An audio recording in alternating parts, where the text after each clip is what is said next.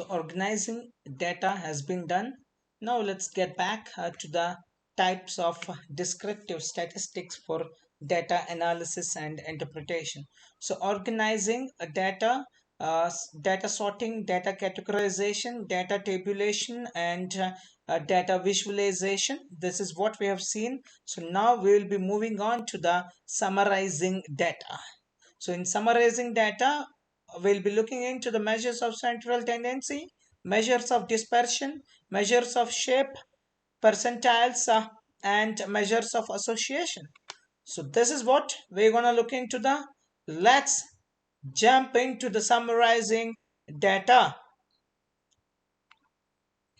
So summarizing data is a process in descriptive statistics that involves calculating various statistics or measures to provide a concise and meaningful representation of the main characteristics or features of a data set.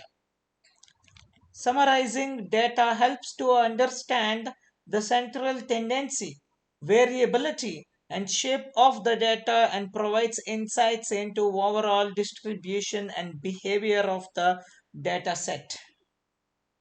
So, so now let's begin with the measures of central tendency.